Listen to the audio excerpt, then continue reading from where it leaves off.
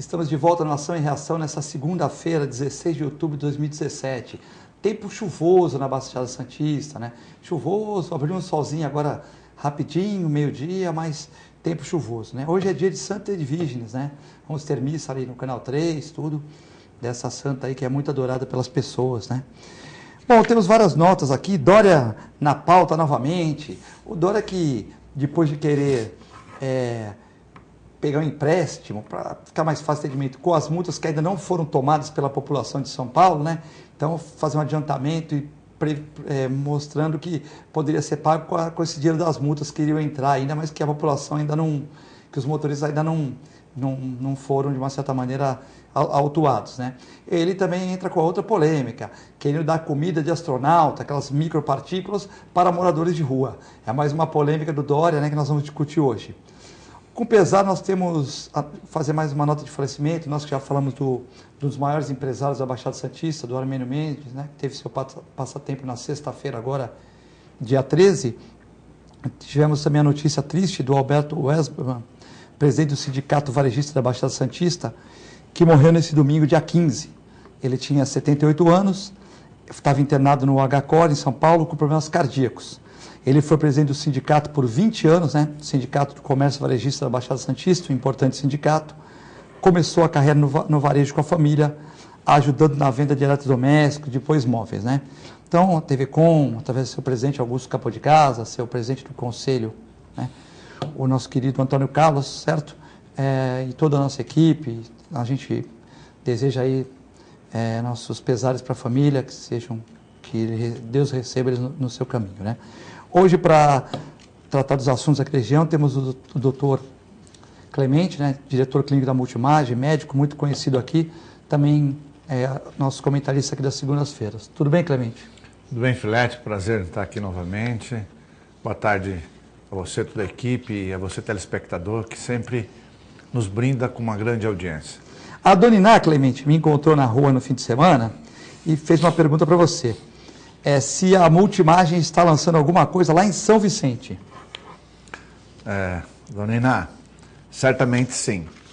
Nós devemos começar em São Vicente no mês de novembro, né? Vai ser uma clínica dentro do Hospital São José, mas ao mesmo tempo apartada do hospital.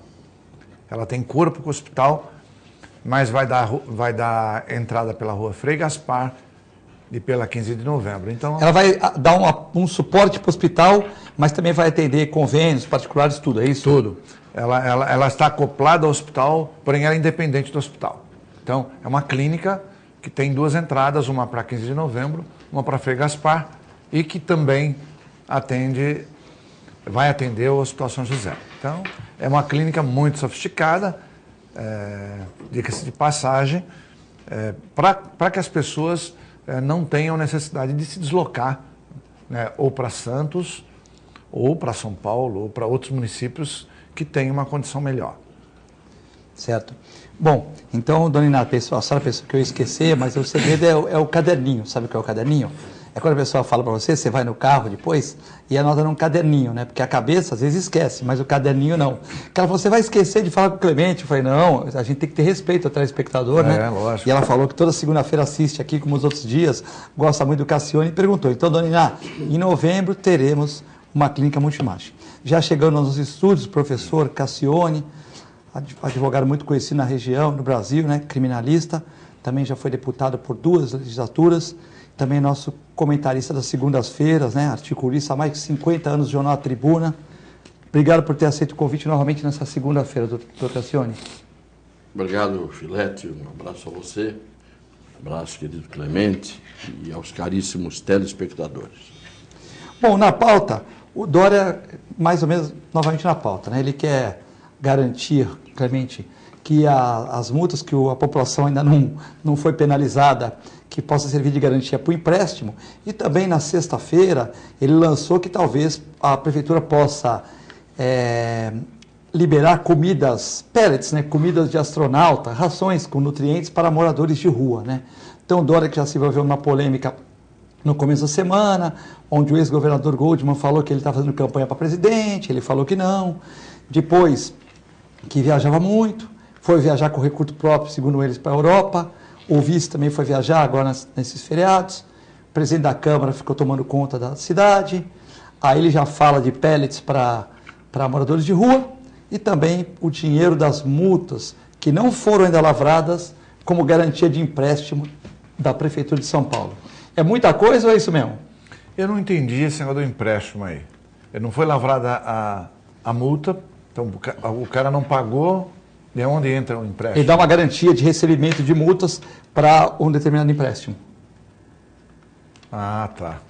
Você garante o que vai entrar na multimagem até o fim do ano para pegar um dinheiro emprestado, né? Mas esse dinheiro emprestado seria de quem? De algum grupo, não é isso, Cassione? Não me parece que seja isso, mas eu não conseguiria começar o programa hoje, se você me permite, eu tenho certeza que sim, o Clemente também, sem dizer uma palavra, porque ficaria estranho, sem dizer uma palavra que eu já disse por escrito, já disse pela televisão, já disse em todas as partes onde estive nesse final de semana, a respeito de um homem que foi embora e deixou essa cidade, de certa maneira, à espera nos próximos 40 anos, ou 50, ou 60, de alguém que possa vir para fazer o que ele fez. Por esta cidade. O Armênio, na verdade, ele não era bem quisto por algumas pessoas que fazem parte dos mesquinhos e dos invejosos que não podem conviver com pessoas que são extraordinariamente empreendedoras, pessoas que estão além do seu tempo, pessoas que fazem o impossível. Eu digo que o Armênio fez e se fez. Se fez primeiro sozinho, não foi com a ajuda de ninguém. Muita gente se fez à custa dele, com a ajuda dele, mas ele se fez sozinho. E é impossível que não se reconheça, depois que a pessoa morre, aqueles valores que a gente não reconhece em vida. Porque em vida ninguém é reconhecido. Em vida só brilham os defeitos. O resto fica no escuro. Depois que a pessoa morre, aparecem as qualidades. E eu estou dizendo isso porque o que teve de gente fazendo pronunciamento em homenagem ao Armênio Mendes, depois de difamá-lo, depois de detratá-lo, depois de execrá-lo, naquela campanha de 2004, quando eu o convidei para entrar na política e ser meu candidato a vice, para que ele fosse o prefeito de Santos, na verdade, eu iria ser apenas uma figura decorativa, porque a capacidade de visão que ele tinha era tão incrível, que quando eu falei a ele, nós precisamos transformar essa cidade numa Barcelona, 15 dias depois ele disse, já arrumei espanhóis, meus amigos, e portugueses, meus amigos, que vão investir 4 bilhões inicialmente no que for preciso na cidade. Veja a capacidade de mobilidade que ele tinha. E naquela altura, na campanha, nós fomos, pelos adversários, não todos evidentemente, fomos detratados, nos debates fomos esculhambados, éramos pessoas que sonhávamos, éramos delirantes, e o Armênio queria tirar proveito da cidade. Que proveito ele tirou da cidade? Eu pergunto, o que seria da cidade de Santos nos últimos 40 anos sem as coisas que o Armênio fez? Vamos imaginar tirar tudo que ele fez. Até São Vicente fez o shopping lá também. E agora ia pelo litoral sul, ia para Mongaguá, Itanhaém e Piruí. E só não fez em Guarujá porque encontrou dificuldades, né? Exatamente. E as dificuldades que sempre criaram para ele, que era para tirar a vantagem dele. Criou dificuldade para ter facilidades, né? E o que eu fiquei mais indignado é de ver que aquelas pessoas que disputaram a eleição, que falaram mal dele, que falaram mal de mim, que o difamaram, depois agora vieram a público para dizer que tinham um relacionamento de muito respeito com ele, que ele foi uma grande pessoa, e tiveram a cara de pau de ir ao velório. Muitas pessoas. É por isso que eu repito sempre, eu já disse aos meus filhos, eu não terei velório. Porque toda figura muito conhecida, pública, não tem o direito de ter que ver no seu velório os seus detratores, os seus invejosos, os que falam mal pelas costas e pela frente, elogiam e bajulam, aqueles que não te reconhecem por fora, embora por dentro reconheçam. Então, para quê? Eu não tenho o direito de falar, não é? No velório aqui eu tenho.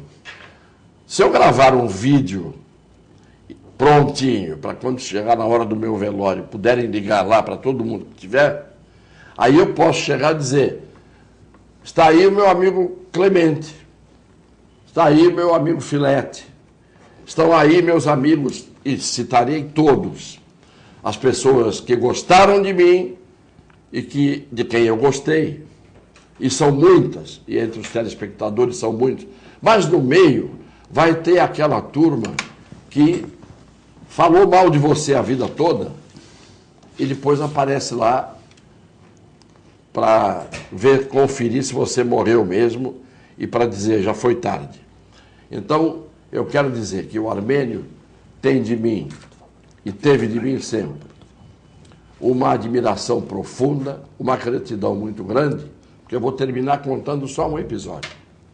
Quando nós estávamos no meio da campanha, e o Armênio tinha incorporado a política, e subia em caminhão para fazer comício, e quando ele dizia, vou fazer tal coisa, você sabia que ele ia, porque toda vez que ele se decidiu a fazer alguma coisa, ele fez. Num dado momento, ele foi difamado, detratado, e ficou claro que a nossa campanha ia desmontar. Nós estávamos muitos pontos na frente do segundo colocado, que era o Papa. Eu lembro disso. Lembra-se disso? Pô.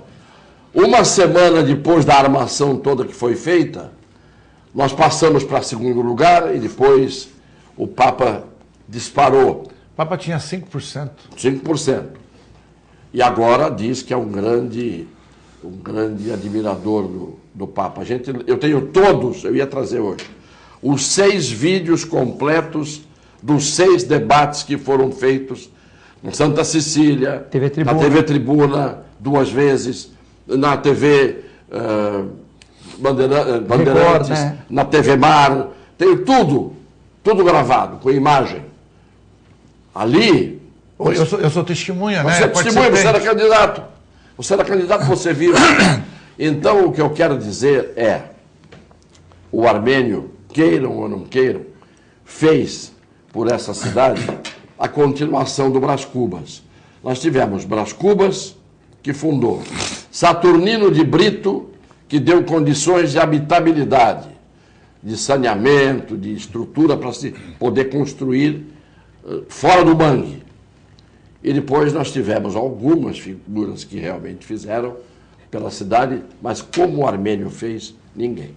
Então eu não podia deixar de mais uma vez dar o meu testemunho dizendo isso, que na hora em que a campanha nossa começou a fazer água por força dos detratores, dos difamadores, porque depois ninguém mais falou nada, foi só para derrubar a campanha. O Armênio chegou para mim e disse assim, ó Vicente, eu vou renunciar, tu me tiras, põe outro no lugar, que o barco vai afundar por minha causa. Falei, Armênio, eu fui te buscar e você aceitou entrar no barco. Agora, eu sei que nós vamos naufragar, mas vamos afundar juntos. Eu não vou botar outro no teu lugar, não. Veja o desprendimento dele, põe outro no meu lugar, tu pões outro no meu lugar, porque o barco vai afundar. Eu falei, vai afundar e eu vou afundar junto com você. Então essa homenagem que eu faço a ele, à família dele, a dona Celeste, cujo sofrimento eu testemunhei, e era um amigo. Eu não devo nada ao Armênio, nem o Armênio deve nada a mim.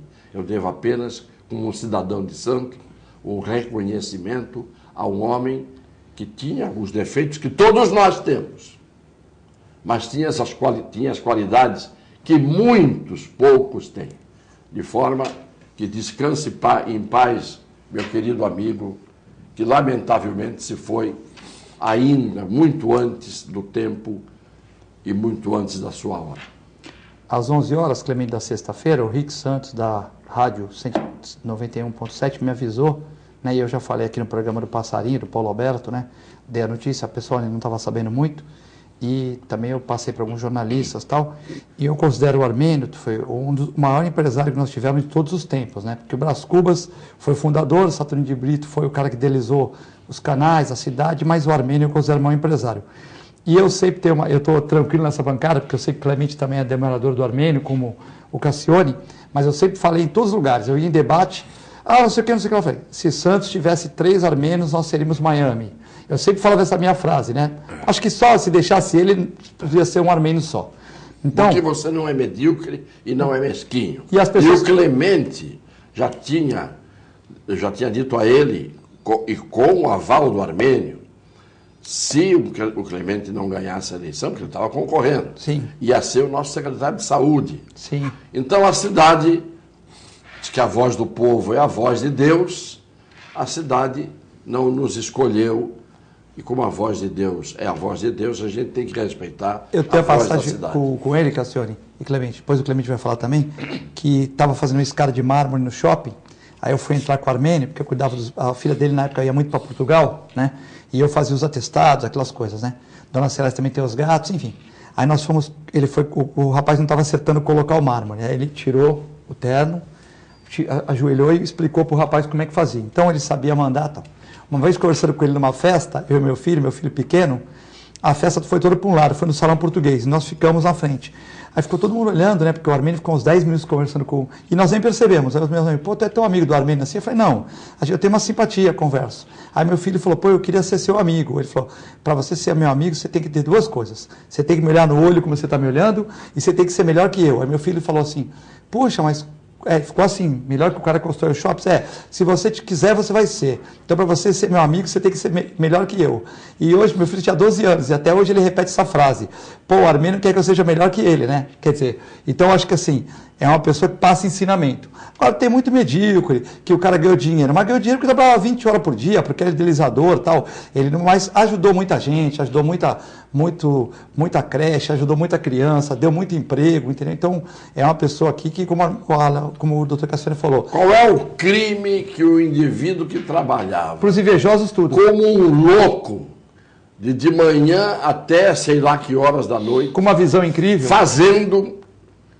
Qual é o crime que isto reverta também como empresário em benefício dele? Por isso que eu não falei... Para os invejosos, sim, né? Claro, os invejosos perdem tanto tempo curtindo a sua inveja que não tem tempo de trabalhar e não tem tempo de ganhar dinheiro. Clemente. Não, eu acho que vocês falaram tudo sobre o Armênio.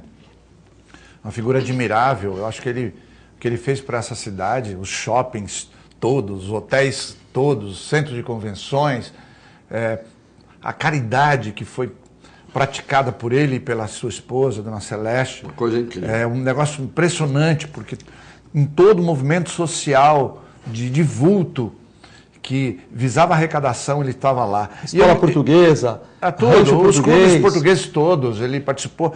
Eu me lembro do primeiro contato que eu tive com o Armênio, assim, no cara a cara, é inesquecível. Quando estava construindo o Miramar, ainda na construção, e ele lá com o seu capacete, sim, participando da obra ali, não é? Obreiro. E eu, naquele momento, eu falei, não, eu estou curioso para saber como é que é esse negócio de loja. De repente, minha irmã queria uma loja, eu querendo conversar com ele. Conversei abertamente, a partir de tal época vão ser abertas aí. e tal. Eu não tenho experiência em shopping, mas vou buscar uma empresa. Então, assim, aquela pessoa de visão. Aquilo que eu sei, eu faço. O que eu não sei, eu vou buscar para fazer o melhor. Né? Então, aquela humildade. Isso, para mim, se chama humildade. Claro. Eu ainda não sei, porque não fiz nenhum. Mas vou buscar um gerenciador até que eu possa aprender. Então, isso para mim ficou marcado para sempre. A humildade de que alguém que está construindo um shopping importante e que está de cara a cara ali. Vira pedreiro. Falou, é um obreiro mesmo que está ali participando, né? Um mestre de obras que está participando, para quem sabe que ele começou lá em Vicente Carvalho, né? Numa bicicletaria, ou como você descreveu muito bem, você foi muito feliz no seu artigo, como sempre, mas especificamente no caso do Armênio, quer dizer, você sai de uma aldeia lá em Leiria, né? Uma pequena aldeia, e de repente você vem para cá. Então, olha a visão.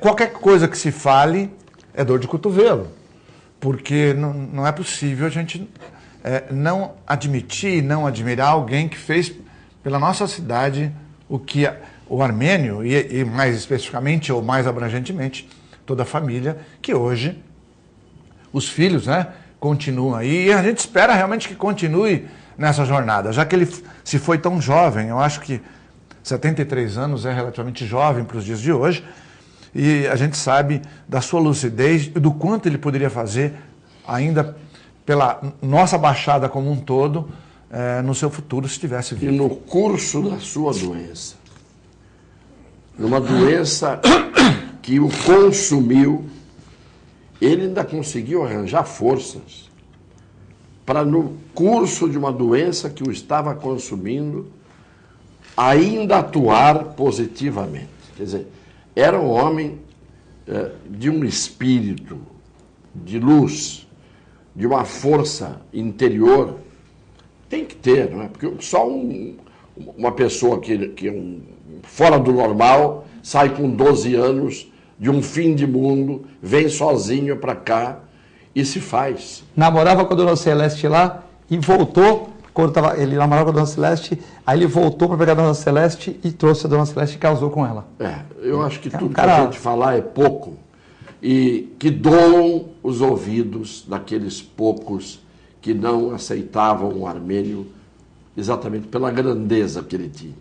Não é que não aceitavam porque ele era pequeno, é porque ele era grande demais. É isso. Cassione, isso eu preparei para você. Eu procurando na internet, final de semana, a pauta aqui. O Brasil tem 1.240 faculdades de direito. E no mundo todo, no planeta todo, Terra, nós temos 1.100. E o Citibank diz que vai deixar as atividades no Brasil, né? Porque ele tem 1% do faturamento no Brasil. E 93% das ações trabalhistas também estão aqui. Então, o Citibank, que 1% fatura no Brasil, o resto 99% fatura no mundo, né? Vai deixar as atividades aqui de banco, né? Vai ficar com outros tipos de trabalho e tal, mas bem reduzidos. Porque 93% das ações dele estão aqui e são trabalhistas no Brasil. E esse dado também, que eu estou fazendo uma comparação, onde existem 1.100 faculdades de direito no mundo. Coimbra, Leiria, enfim, 1.100 no mundo, e aqui no Brasil 1.240.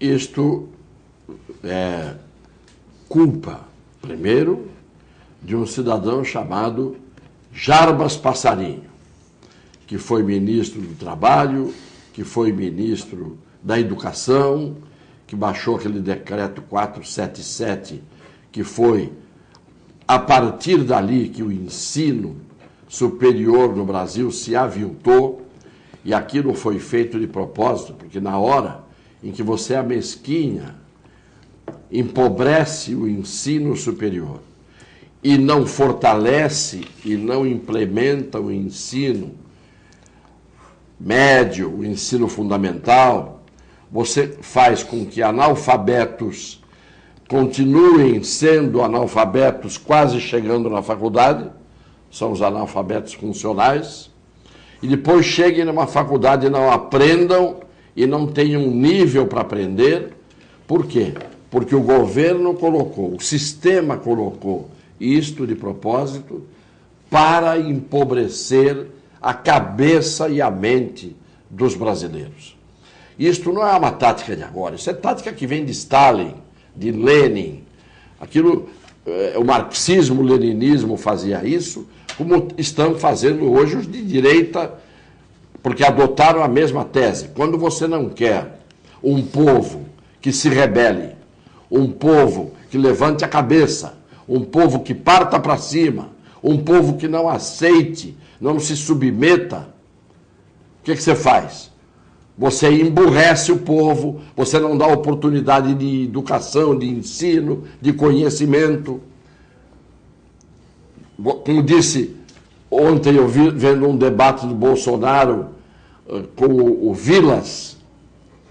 Esse Vilas que quando estava na Globo falava fino e agora saiu da Globo fala grosso. Isto é, ele fala no tom dependendo de quem é o patrão dele. E o Bolsonaro disse a ele: a tática para você deixar uma nação fraca é você arrebentar com a família e arrebentar com a juventude e empobrecer as mentes das pessoas. Isso foi o Bolsonaro que disse. Não interessa a boca que falou, interessa o que foi falado. Está errado isso ou não? É a verdade, né? O que importa ou não é a verdade? Claro. E é isso que se fez aqui. Você com 1.400 faculdades de direito, o que você acaba ensinando a todo mundo é o torto, não é o direito. É o torto. Porque você não vai fazer com um número absurdo de faculdades que eram abertas como boates em qualquer esquina. Eu conheço gente que fez um curso inteiro de direito sem jamais ter pisado durante 4 anos, que são 5 anos. Aquelas faculdades tinham 4. Nunca o sujeito pisou dentro da faculdade e saiu com diploma Não sabe fazer uma petição. de bacharel em ciências jurídicas e sociais. Não sabe fazer uma petição mesmo. Porque tem muita gente que está saindo da USP hoje, da Faculdade do Direito lá no São Francisco, que faz petição que você tem que ler 3 vezes para entender. Eu tive um caso em que eu peguei uma petição inicial, meu cliente me trouxe, estava sofrendo uma ação, eu peguei, li, e o juiz me dá o prazo da lei para responder aquela petição inicial. Chama-se contestação. 15 dias. É, depende do caso, né? Exatamente. Dependendo do caso, 15 dias. Muito bem. Sabe o que eu respondi? Falei, não consegui entender o que é que está sendo pedido em relação ao meu cliente. Eu não sou obrigado a entender o que um analfabeto escreve. O senhor entendeu? O senhor juiz entendeu? O senhor, por favor, me explique o que é que ele quis dizer, porque eu não consigo entender. Chegar a esse ponto. Mas você não precisa ir longe. Tem promotor e juiz hoje que dá sentença, um juiz, por exemplo, que você também não consegue entender o que ele decidiu. Ele decide contraditoriamente. Ele fala assim, eu dou ao Clemente A e tiro do Clemente A. Ele dá e tira na mesma sentença. Claro que tem muita gente brilhante, tem gente estudiosa, principalmente porque a gente aprende fora da faculdade muito mais do que dentro, vocês sabem disso, mas isso é uma calamidade, porque isso mostra o que é o ensino no Brasil, e não é, o que me preocupa não é a faculdade. O que me entristece é ver que pessoas que chegaram na idade de ir para uma universidade foram despreparadas desde o primeiro dia que entraram na primeira escolinha. E é isso, é que é um absurdo. Você vai mutilando as gerações, você vai mutilando as crianças, depois os adolescentes, e dando um ensino, além de um ensino torto, um ensino que faz com que as pessoas sejam despreparadas. E hoje a pessoa fica vendo mais tempo o brinquedinho eletrônico, o tablet, o celular, a televisão, a festa.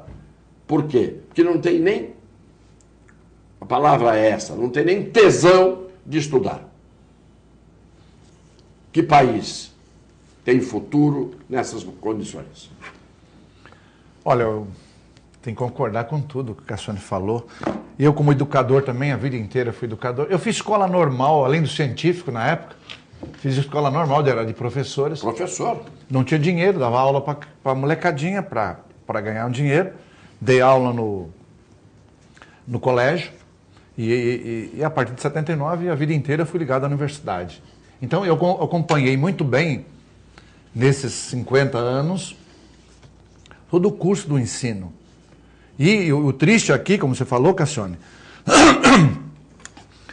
é que no Brasil, ao contrário dos países desenvolvidos, se gasta 2 a 3 vezes mais em universidade do que no ensino básico, no ensino fundamental. Então, tudo errado. Você vai pegar Estados Unidos ou qualquer país ali, Noruega, Dinamarca, Suécia, Alemanha, tudo. O gasto é muito maior no ensino básico, fundamental, no ensino médio. Aqui não, aqui se gasta até 3 vezes mais no ensino superior para formar gente que está despreparada na base. Fazem um belíssimo telhado e a casa não tem alicerce. A casa não tem alicerce. Então você pega um jovem de hoje, e eu posso falar isso de cátedra, como o Cassione, como o Filete que dá aula em universidade. 40 anos eu dei. Pois e é. Desisti porque os alunos não queriam mais aprender. Pois é. Eu desisti em dezembro do ano passado. Também por conta disso aí. Então, desde 79, dando aula para a universidade, para pós-graduação.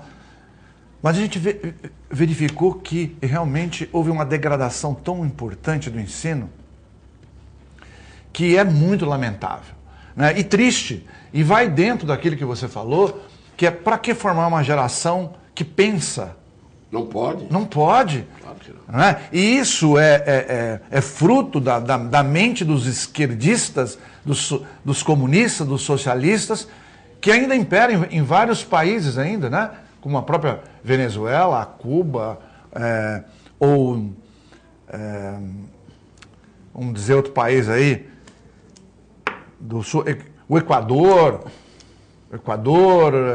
tem um outro aí do sul aí. Mas enfim. não precisa ser nem país.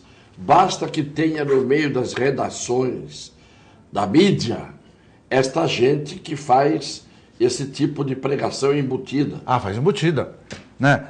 Então, isso é complicado. Esses países não vão para frente. E aí a gente vê o oposto, nós já comentamos isso aqui no programa. Em 1970, o PIB da Coreia do Sul era metade do brasileiro. Hoje é 3 vezes maior que o brasileiro. Por conta do quê? Educação. E eles vieram aqui no Brasil para conhecer o Brasil, porque eles achavam que o Brasil era o país do futuro, né? Não. Eles vieram aqui para... A ONU fez um estudo, ela comparou Brasil, Gana, e na verdade o Brasil era tipo, esse que vai dar certo, e a Coreia do Sul e a China. A China tinha um PIB semelhante ao do Brasil, Gana metade, e a Coreia do Sul metade do PIB brasileiro. Hoje, a China tem um PIB quase por volta de 4 vezes maior do que o PIB total, né? O PIB total. O per capita é menor, porque a população é muito grande. Claro. Mas o per capita da Coreia do Sul é 3 vezes maior que o Brasil. E os 11 estudos feitos pela ONU para tentar descobrir o porquê chegaram à mesma conclusão. Investimento em saúde, desde o básico, e aí sim, o ensino superior. Não gastar dinheiro à toa no ensino superior, preparando gente que não tem a base de sustentação. Nós vamos a um breve intervalo e já voltamos.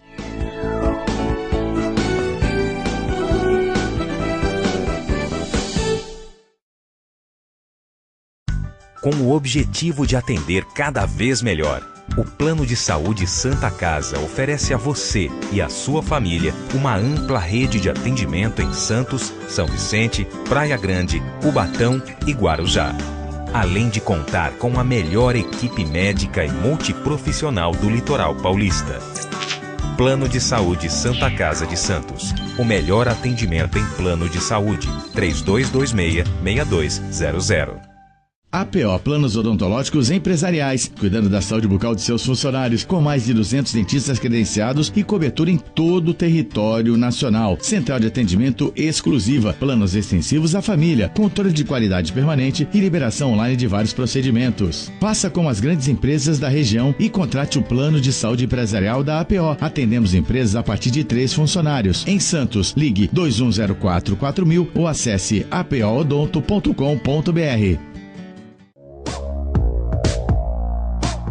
Sindicato dos Trabalhadores Municipais de Praia Grande, há mais de 20 anos levando aos seus associados planos de saúde e convênios, assistência odontológica e jurídica, curso de capacitação e outros benefícios, dando aos servidores melhores condições de trabalho e qualidade de vida. Para mais informações, acesse o site www.sindicatopraiagrande.org.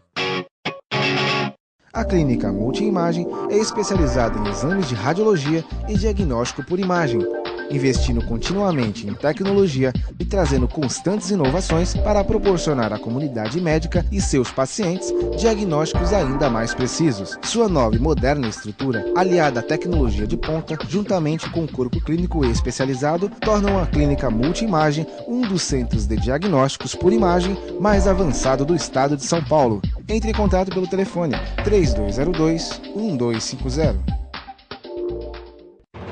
Sintracomos, um sindicato forte a serviço do trabalhador. Este é o Sindicato dos Trabalhadores das Indústrias da Construção Civil, Montagem e Manutenção Industrial e do Mobiliário de Santos, Cubatão, Guarujá, São Vicente, Praia Grande, Mongaguá, Itanhaém, Peruíbe e Bertioga. Associe-se ao Sintracomos e faça parte da nossa família. Administração, Presidente Macaé Marcos Braz de Oliveira.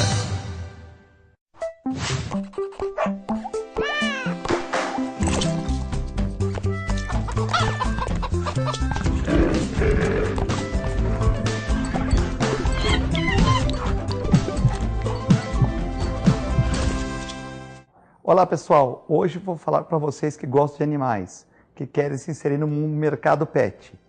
Curso de auxiliar de veterinária da Clínica Filete. Aulas noturnas, terças e quintas, das 20 às 21h30. Salas climatizadas, totalmente apostilado. Maiores informações pelo telefone 3227-5770 ou pelo e-mail filete, com 2 t's, @filetenovamente.com.br.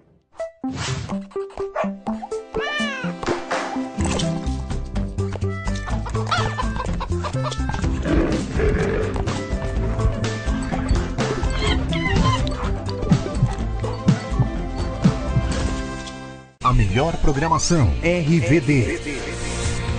Mande a sua mensagem para o nosso WhatsApp 13 997 72 8946. Peça sua música, mande seu recado e concorra a muitos prêmios. Rádio RVD, música e esporte para você.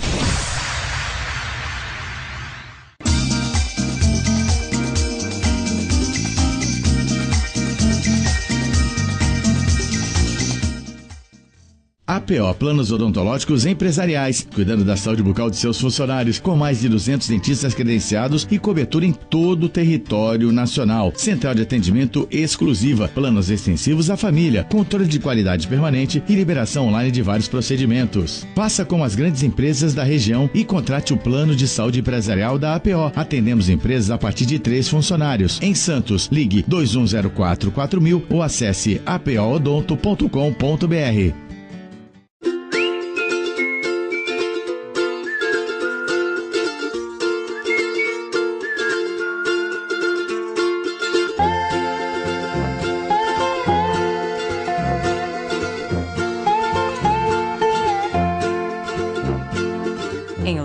Os sinais vêm de todos os lados. Siga-os. Outubro Rosa, mês de combate e prevenção ao câncer de mama.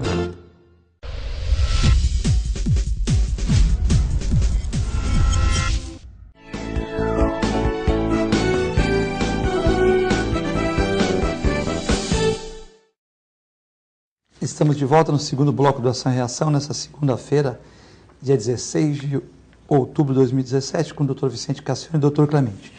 Temos muitas perguntas. Você estava falando do Dória e eu interrompi o Clemente. Não, Dória, eu ia chegar na parte do Armênio, que nós chamamos, que está a notícia do Alberto Westman, que também faleceu, né? Então eu achei que ficava duas notícias assim, mas vamos falar do Dória aqui. Maior defensor da fábrica de multas antes da eleição, o Dória falava que era fábrica de multas, prefeito quer antecipar a receita de multas através de debêntures. Ele quer antecipar a receita de multa, né? Pois é, o Clemente estava perguntando, queria entender direito isso, e eu também não entendi direito. Agora, refletindo, eu estou imaginando, eu não estou dizendo que é isso. Eu estou imaginando o seguinte, como ele tem uma estimativa... Isso, é isso aí, Cassiano. ...de receber multas todo ano, a prefeitura tem uma receita de multas. É 1,5 bilhão por mês. Então, 1,5 bilhão por mês. Isso significa que dá 14 bilhões por ano, tá certo? Isso. 14 bilhões por ano. 14 bilhões e 400, exatamente. Não, 1,5 bilhão, você falou? Então é mais. Se for 10 meses, era 15, 18 bilhões. 18 bilhões. Muito bem. Se ele tem uma estimativa de receber isso, e aqueles que são multados estão acostumados a pagar isso, o que ele está pretendendo, provavelmente, é receber as multas antecipadamente, dando, evidentemente, um desconto, provavelmente, e fazendo um caixa à custa das multas que vão pingando no ano todo e no final do ano vão lhe dar 15 bilhões. Então ele quer antecipar. Já que eu vou receber 15, eu prefiro receber 12 agora, dou um desconto para todo mundo e todo mundo me paga a multa antecipadamente. Eu suponho que seja isso. Eu acho que o debêntures. Dinheiro emprestado e jogando essa estimativa de arrecadação, por exemplo, eu posso pagar vocês com essa estimativa de arrecadação, que é uma estimativa ainda, entendeu? Não é isso? Não, agora eu entendi pela colocação do Cassione, ficou realmente mais fácil de entender. O debêntures, na verdade, para o nosso telespectador entender, é um tipo de papel que paga um juro, que não é o juro do banco, também não é o juro de poupança, é um juro intermediário. Então, as empresas, quando precisam captar dinheiro, emitem debêntures. Elas emitem debêntures porque ela não tem que pagar um juro tão alto ao banco. Mas tem que dar uma garantia. Ela tem que dar uma garantia, que normalmente é a própria indústria, o patrimônio que ela possui. Como a prefeitura não pode ceder, vai ceder uma... Então, a garantia desse debênture, que é um título... É o dinheiro das multas. Ele vai captar esse dinheiro para fazer obras na prefeitura. Isso. E em troca a garantia do recebimento dessas multas futuras. Eu acho uma ideia inteligentíssima. Porque, como bem falou o Cassione, se você não tem dinheiro naquele momento e as cidades estão quebradas, o PT quebrou também São Paulo, não foi só Santos que ele quebrou São Paulo. Então, de repente, é uma ideia mágica, essa é a ideia do empreendedor que vê onde outros não chegariam, a possibilidade de pegar um dinheiro com custo intermediário para fazer obras, já que ele está sendo tão criticado que ele não está fazendo nada, absolutamente nada, ou fazendo muito pouco. Ele fala que pegou a prefeitura muito quebrada também, por isso que ele não está conseguindo. Não, né? Essa ideia é uma ideia brilhante. Eu acho uma ideia brilhante.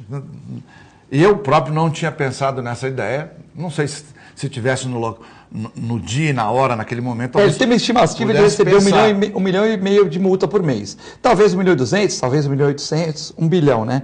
Que vai dar 18 bilhões por ano. Aí dá como garantia desse empréstimo essas multas que vão... Sim, é um contrato de garantia e ele paga o construtor ou o fornecedor, ou seja, ele paga com as debêntures.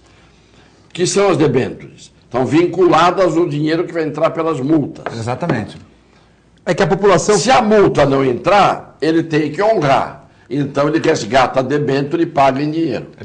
O que as pessoas querem comparar é que ele criticava o prefeito anterior pela questão da indústria das multas. E que ele está usando talvez essa mesma... Não, mas eu acho que aí não tem nada a ver com a indústria da multa. Então uma garantia, de repente, como o Cassiano falou, essas multas nem cobrem o valor. Isso eu acho que ele foi muito sábio, porque de repente até uma jogada. Ele está pegando... mais dinheiro até do que tem de garantia. Se ele pegar antecipada a multa com desconto, inclusive, porque ele pode fazer isso, ele já tem, inclusive, 2 dinheiros. Ele tem o dinheiro da multa antecipada e ele tem o dinheiro que ele vai usar como debênture, não como dinheiro. E já tem o dinheiro garantido aqui. Depois ele desloca. Claro. Inclusive você pode resgatar esse debênture com novos debêntures futuro, evidente. com investimento futuro, sem desembolsar a caixa e fazendo obras. Eu acho que isso é um negócio realmente de um bom gestor, de um cara inteligente. A gente estava falando da grande contribuição do Armênio aqui na cidade. Eu acho que esse cara é um cara que tem um brilho interessante, muito interessante, porque está pegando uma ideia que até então nenhum político na cidade teve e vai conseguir um caixa para fazer alguma coisa, já que no caixa da prefeitura não existe dinheiro. Eu acho fantástico. E eu conheço bem essa área do investimento, eu estudei muito Bolsa de Valores, eu conheço bem, gosto de economia, eu acho que é uma ideia fantástica. Bom, o Arcílio está parabenizando o Clemente e o Cassione, falou que é o programa mais importante da Baixada, né, a segunda-feira. Ele fala que vai utilizar a multimagem São Vicente, para ele ficar mais perto. Né? Bom, eu agradeço já antecipadamente, um abraço. A Lucélia, programa show, sou advogado e gostei da sua pergunta para o Cassione sobre o excesso de faculdade de Direito. Parabéns pela pesquisa, Filete.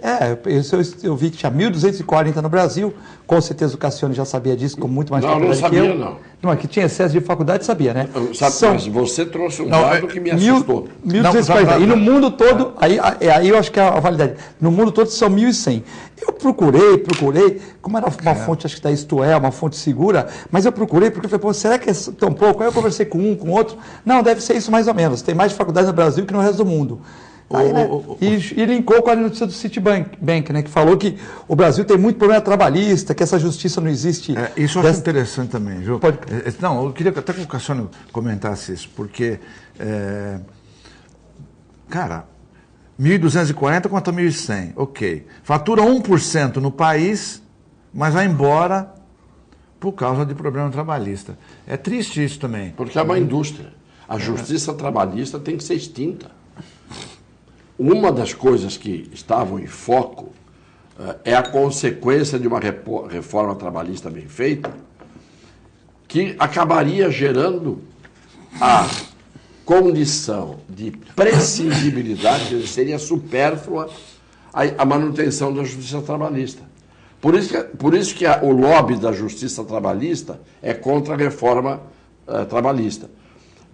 Não precisa, se você tem tudo equacionado entre patrão e empregado, com o mínimo de garantia, que é a ideia, né? Você não pode simplesmente fazer uma reforma trabalhista aniquilando com o direito dos trabalhadores. Não, mas colocando nos eixos, não vai ter ação.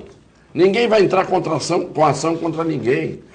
Hoje, o número de ações trabalhistas do Brasil, somando todas as ações trabalhistas que existem no mundo, não dá o número de ações trabalhistas no Brasil. 80% do fonte de Brasil. Claro.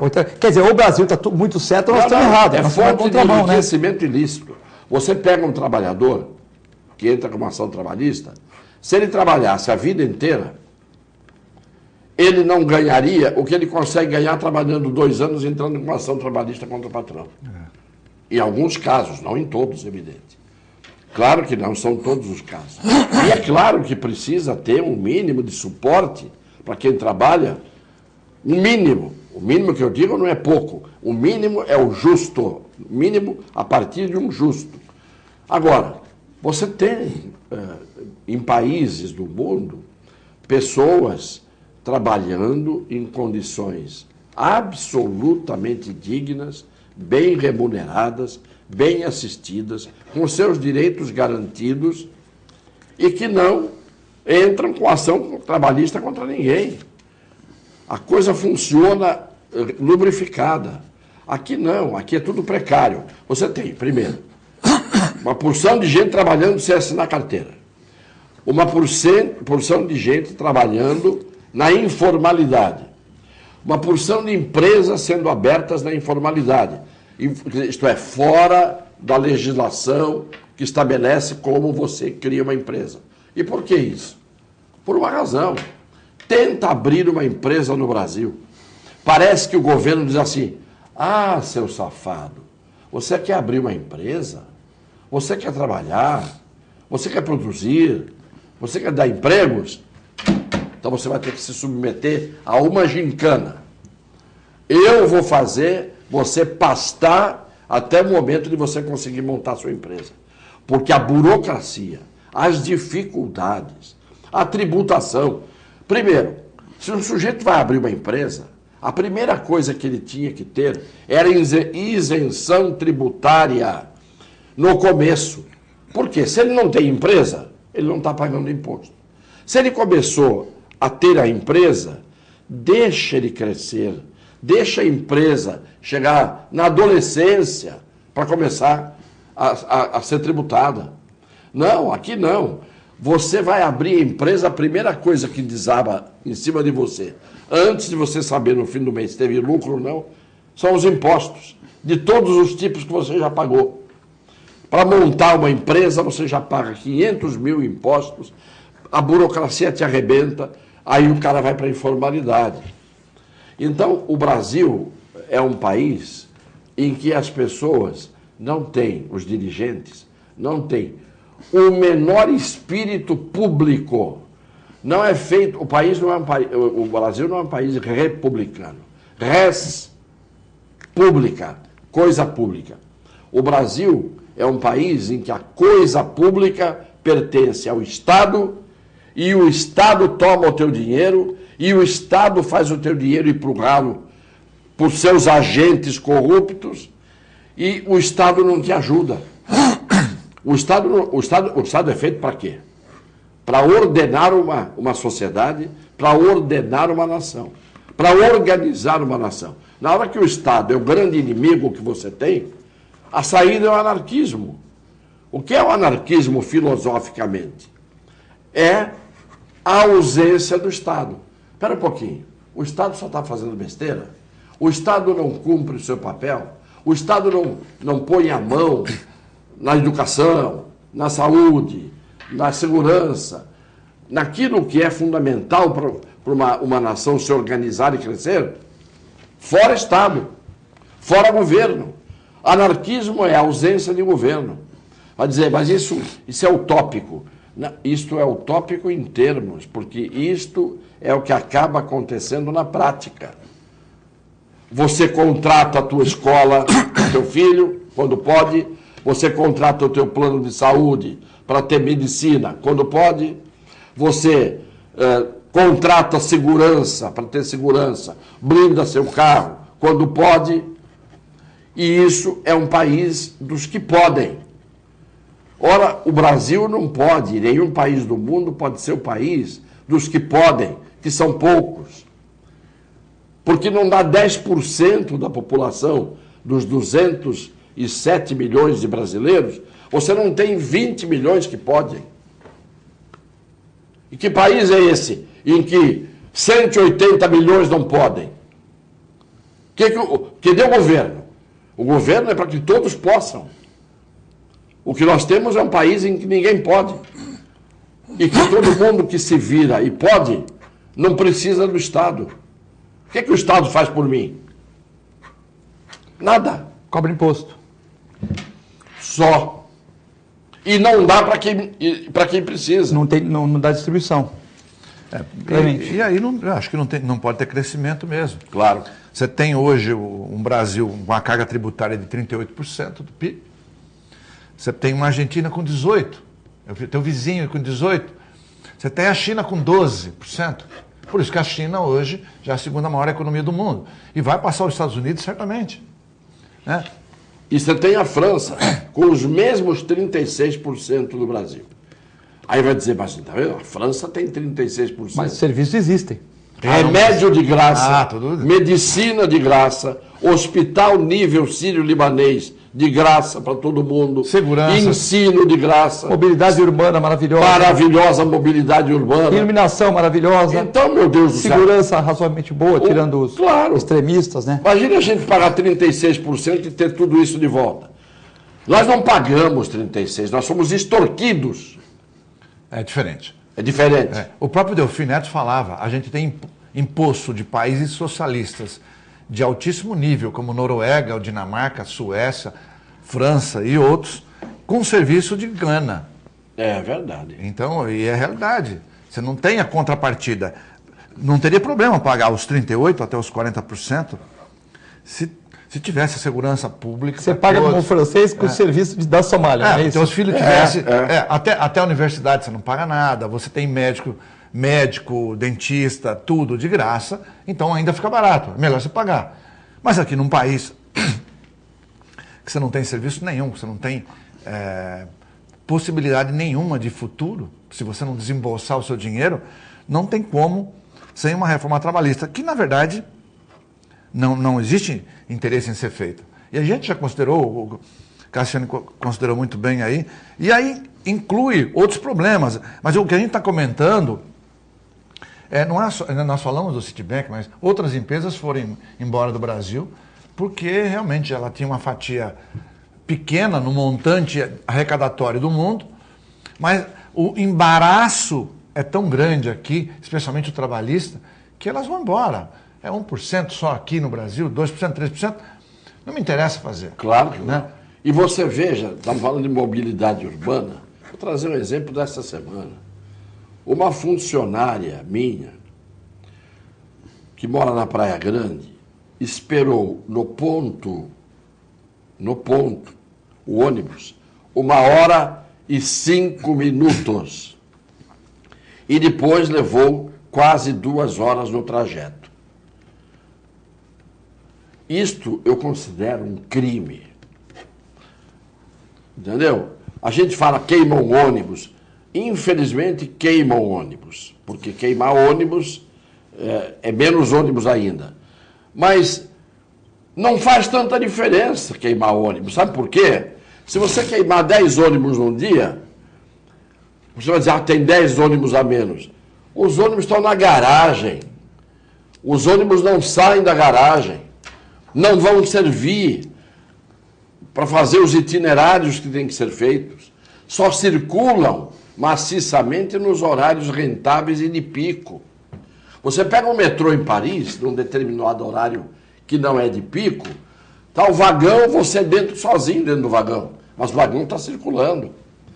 Agora, uma pessoa esperar 1h05 em pé no ponto do ônibus. Aí o ônibus vem depois de 1h05 e leva 2 horas para fazer o trajeto, porque tem que passar por dentro de São Vicente, parando em tudo que é ponto, porque não tem um ônibus direto da Praia Grande para cá. Numa região metropolitana em que cada cidade é uma do lado da outra. E essa babaquice desses prefeitos todos não tomam providência nenhuma.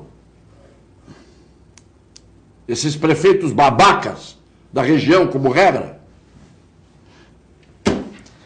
Mandar um abraço para o Uriel Vilas Boas, o Passarinho, para o Fábio Ferreira, Marcelo Prado, o José da Ponta Praia, o Ricardo, todos concordam que o Armênio vai fazer falta na região. A Vilma de Praia Grande, parabenizando o Cassiano e o Clemente, falando que pena que o Armênio não chegou na Praia Grande, ele estava se estendendo, né? E queria agradecer a todos, o Clemente, a você que participou, o Cassione.